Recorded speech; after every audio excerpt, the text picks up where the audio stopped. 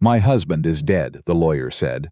And he said it the way men say things they have rehearsed in a mirror, smooth and without weight, like the words had cost him nothing to carry across an ocean of telegraph wire to reach her. Sable Houghton stood on the platform at Cold Spring, with her trunk still strapped shut and her gloves still buttoned, because she had not expected to need her hands for anything yet, and she felt the December air go through her coat like it had something personal against her. Not grief. She would have recognized grief. She had buried a mother and a sister, and knew its particular weight. What she felt instead was the cold drop of a woman watching the floor disappear from under a life she had already agreed to live. She had come from Halifax. 4 days on trains that grew rougher, and the town smaller the further west she went, until the town stopped having names that sounded like anything, and started having names like Cold Spring, which wasn't a spring and wasn't particularly cold. Not compared to what was coming. She had written to Thomas Calloway for 11 months before she agreed to marry him. A rancher she had never laid eyes on, because her father's debts had eaten the house in Halifax down to its foundation, and a woman with no money and a sharp tongue did not have many doors left open to her. Thomas Calloway's letters had been plain and decent. He did not flatter. He told her about the weather and the cattle, and once, only once, that he hoped she would not find him disappointing in person. She had liked that he worried about disappointing her rather than the other way around. And now there was no Thomas Calloway.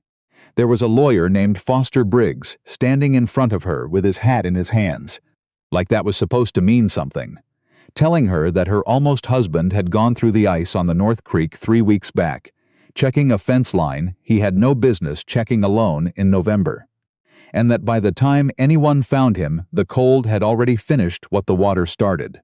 "I'm sorry to be the one," Briggs said, in the tone of a man who had said it more than once in his life, and had gotten efficient at it.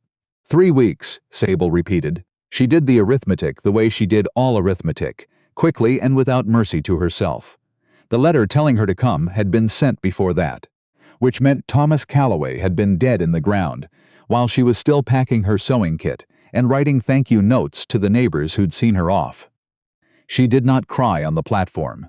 She had decided somewhere around Saskatchewan that she was not going to be a woman who cried in front of strangers, and Cold Spring was nothing but strangers, all of them finding excuses to walk past the platform slow enough to look at her.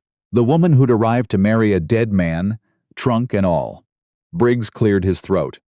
"There is the matter of the ranch," he said, and something in how carefully he said matter made Sable go still in the particular way she went still when she sensed money about to be discussed badly. "Mr. Calloway's will named you, provisional on the marriage taking place. Since the marriage did not take place, because he died," Sable said. "Because he died," Briggs agreed, a little too smoothly. "The provision doesn't hold. The ranch passes to his brother. He had a brother, half-brother. Roy Calloway. He's already at the house, ma'am, has been since the funeral." Sable looked down the length of the only street Cold Spring seemed to have and tried to find somewhere in it that wanted her. There was nowhere. She had $11 sewn into the lining of her good coat. A trunk full of dresses meant for a life that had stopped existing 3 weeks ago, and a return ticket she could not afford to use even if she had wanted to go back to a Halifax that no longer had a house for her in it. "Where am I meant to stay?" she asked, and hated that her voice came out smaller than she meant it to. It was a woman who answered her, not Briggs, a woman who had been standing near the feed store long enough that Sable understood she'd been listening the entire time and had simply been waiting for the right moment to make herself useful.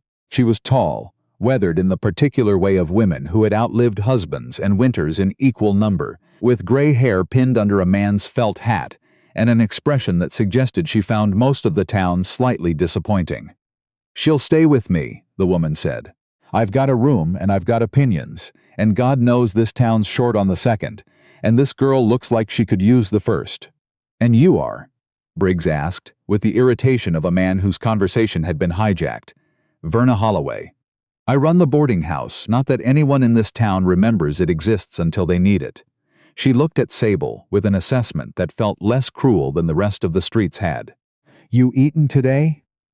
Sable hadn't. She said so. Verna Holloway picked up one end of the trunk, like it weighed nothing, and told her to grab the other end, And that was how Sable Houghton came to spend her first cold spring in a narrow bed, in a boarding house, instead of a marriage bed in a house she had never seen. Listening to wind work itself against the window pane, and trying to decide whether the tightness in her chest was grief for a man she'd never met or fear of a town that had already decided what kind of woman she was before she'd said a single word to most of them. She did not sleep well. She had not expected to. In the morning, she went to see the ranch. Not because Briggs suggested it. He hadn't. In fact, he'd seemed almost relieved when she didn't ask. But because 11 months of letters had built something in her mind, a picture of a kitchen, and a porch, and cattle on a low hill. And she found she could not leave Cold Spring without seeing whether any of it existed outside Thomas Calloway's careful handwriting. The Calloway Ranch sat 4 miles out, low buildings against a gray sky. Smoke coming steady from the main house's chimney, which told her someone was already living there as though they belonged. She'd borrowed Verna's mare to make the ride, and she came up the lane slow, the way a person comes toward something they aren't sure they're allowed to want to see. The man who came out onto the porch to meet her was not what she'd pictured for a half-brother. He was younger than she'd assumed, dark-haired, with the build of a man who worked his own fences, rather than paying someone to do it, and he watched her ride up with an expression that gave away nothing at all, which she found more unsettling than if he'd simply looked hostile. "You'd be the bride," he said. Not unkindly, just flat, like a fact he was setting down on a table between them. "I'd have been," Sable said. "I'm not anything now, Sable Houghton." She did not offer her hand, because something about the way he stood made her decide not to. "Roy Calloway." He didn't move from the porch step. "I'd guess you came to see the place. No harm in that. Thomas talked about you plenty before." Before. Something in the way he said before, that small, deliberate stumble, made Sable look at him more carefully. He had the look of a man holding a great deal very still inside himself, the way she recognized from her own mirror most mornings since Halifax. "What was he like?" she asked, because she found she wanted to know badly, in a way that surprised her. "I have 11 months of letters and not one memory." Roy Calloway was quiet long enough that she thought he wouldn't answer. Then he said, "He was careful. More careful than me. Used to read your letters out loud at supper sometimes, the parts he wasn't embarrassed by." A muscle moved in his jaw. "He was looking forward to you. I'll say that plain, since nobody else in this town will bother." It was the first kind thing anyone in Cold Spring had said to her, and it nearly undid the composure she'd been holding since the platform.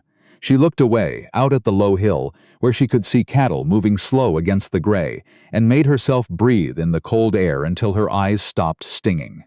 "The lawyer says the ranch is yours now," she said when she trusted her voice again. "Provisional clause. I understand that. I'm not here to make a claim on anything."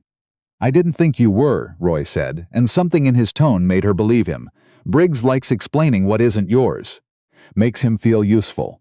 He came down off the porch step finally, closing some of the distance between them, and for the first time she saw something other than careful blankness in his face. Something that looked almost like guilt. "Truth is, this place was half mine to begin with. Thomas bought me out 3 years back, when I went and lost most of what I had to bad cattle prices and worse cards. He never made me feel small about it. Just folded me back into the work, paid me a wage like a hired man on land that used to have my name on the deed too." He looked off toward the hill, toward the cattle. "Now it's all mine again, and he's the one in the ground, and I can't say that sits easy."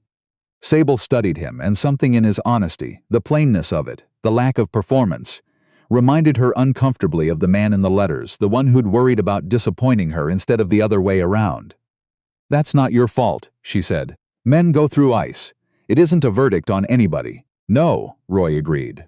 "But it's a fact I have to live next to all the same." He looked back at her then, direct enough that she felt it land somewhere under her ribs. "You're welcome to stay the day. See the house properly." Thomas would have wanted that much, even if the rest of it didn't work out. She stayed longer than the day. She told herself it was practical. Verna's boarding house cost money she didn't have much of, and the ranch had rooms standing empty, and a housekeeper, an older woman named Edith Marsh, who seemed glad of the company and gladder still of an extra pair of hands. Roy didn't make a single comment that suggested he expected anything from her staying, which she noticed, and noticed that she noticed, in a way that unsettled her more than outright forwardness would have. The weeks that followed had a shape to them she hadn't expected: grief, or whatever this strange unmoored thing was, grief for a stranger, grief for a future rather than a person, to have. She learned the rhythms of the ranch. She learned that Roy Calloway rose before light and came in only when the work was finished and not a minute before. That he ate like a man who didn't trust food to still be there tomorrow. That he was quiet in a way that wasn't unfriendly so much as careful, the same care she'd noted in him that first day. Like he was always doing arithmetic on what was safe to say. She found herself watching him without meaning to. The way he handled the horses, low and patient, nothing like the rough handling she'd seen from other men in town. The way he'd correct a hand's mistake without raising his voice, in a tone that made the correction land without making the man feel small for needing it. She thought, more than once, that Thomas Calloway must have been something like this too. Careful, patient, the sort of man who noticed things and kept them to himself until they mattered. It was Edith who told her, 3 weeks in, stirring a pot of stew with the unhurried confidence of a woman who'd run this kitchen longer than anyone currently living in this house, that Roy hadn't smiled. Not once, not properly, since the funeral, until Sable came. "That's so," Sable said carefully, the way she said most things now in this house. "It is so." Edith didn't look up from the pot. "Don't mean anything by telling you. Just thought you ought to know it. Since you're the only one round here who'd think to wonder." Sable thought about that for days afterward. She thought about it while she helped Edith with the mending, while she rode out with Roy to check the same fence line that had taken his brother, watching him work the wire with hands that were careful, in exactly the way the letters had described. And she thought about it lying awake in the room that had been meant, technically, to be hers and Thomas's, listening to the house settle around her like it was deciding whether to let her stay. The trouble came in February, the way trouble in cold spring seemed to prefer arriving in the worst weather available. Briggs rode out one gray morning with papers in a leather case and an expression that told Sable, before he said a word, that he had not come merely to deliver news. "There's a complication," Briggs said, once Roy and Sable were both standing in the kitchen, Edith hovering near the stove with the particular stillness of a woman pretending not to listen. "Thomas's will. The provisional clause regarding Miss Houghton. It's being contested." "Contested by whom?" Roy asked, and there was an edge in his voice Sable hadn't heard before. "There's a cousin, distant, living in Regina." Briggs consulted his papers like he needed them to remember the man's name, though Sable suspected he didn't. "Cousin's lawyer is arguing the marriage's intent should hold, even though the ceremony didn't take place. That Thomas's will reflects an intention to provide for Miss Houghton regardless of the technical failure of the wedding, on account of the correspondence. 11 months of letters constituting, in their argument, a contract of intent. Meaning what?" Sable said, in plain words. "Meaning," Briggs said, "the cousin wants the courts to decide whether you've a claim on this land that supersedes Roy's, on the strength of letters you wrote a man who's dead. And meaning, if the courts find in his favor, the cousin intends to buy you out and take the ranch for himself, since you'd have no use for cattle land back east." Sable felt the floor go strange under her again, the same drop she'd felt on the platform the day she arrived. She looked at Roy, who had gone very still, the way men go still when they're working hard not to show how much something has frightened them. "I never asked for a claim," she said, to Briggs, to Roy, to the kitchen in general. "I told you that the first day." "Doesn't matter what you asked for," Briggs said not unkindly. "Matters what the letters say you were promised." After Briggs left, the kitchen sat in a silence that Edith eventually broke by finding urgent business in the pantry. Roy stood by the window with his back to Sable for a long moment before he spoke. "I won't fight you for it," he said quietly. "If the courts decide it's yours by right, I won't make this ugly. I owe Thomas that much, whatever shape it takes." "I don't want it that way," Sable said, and meant it with a force that surprised her. "I don't want a ranch I get because a judge in Regina decided some letters counted as a wedding. I want—" She stopped, because she hadn't let herself finish that sentence even privately, not in 3 weeks of lying awake listening to this house breathe around her. Roy turned from the window. "What do you want, Sable Houghton?" She looked at him, really looked, the way she'd been careful not to let herself look in front of Edith or the hands or anyone who might read something into it, and found she no longer had the will to pretend she didn't know the answer. "I want to stop being something that gets decided about," she said. By lawyers, by cousins in Regina, by a town that already had an opinion about me before I said a word. I came here engaged to a man I never met, and lost him before I had the chance to find out if I could have loved him. I won't have my whole life decided a second time by people who never once asked me what I wanted. Then tell me, Roy said, and his voice had dropped to something rougher, something that had stopped being careful. Plainly, what is it you want? The kitchen was very quiet. Outside, the wind was doing its steady work against the windows. The same wind that had greeted her on the platform the day she arrived a stranger to this whole gray country. She thought of 11 months of letters from a man whose handwriting she'd have known anywhere, and whose face she'd never seen. She thought of the first kind thing anyone in this town had said to her, spoken by the man standing in front of her now, with his hands loose at his sides, like he was waiting to find out whether he was allowed to want what she suspected he wanted. "I want to stay," Sable said. "Not because of a will, or letters, or anything a court in Regina decides. I want to stay because, for the first time since I got off that train, I don't feel like I'm waiting for the floor to disappear." Something moved through Roy's face then, something he didn't try to keep careful or still. He crossed the kitchen in 3 steps, and when he stopped in front of her, he didn't reach for her right away. He just stood there, close enough that she could see he was asking a question he didn't trust himself to say out loud. "I'm not my brother," he said. "I never wanted to be him, not even now, not even to have what was meant for him. But I'd be lying if I said I hadn't been counting the days you've been in this house, and dreading the one you'd decide to leave it." "Then stop dreading it," Sable said, and reached for him first, because she had spent 4 days on a train, and 3 weeks in a strange towner, and her whole life since Halifax letting other people decide what happened to her, and she found, with his hands finally coming up to find her face, that only this she intended to decide herself.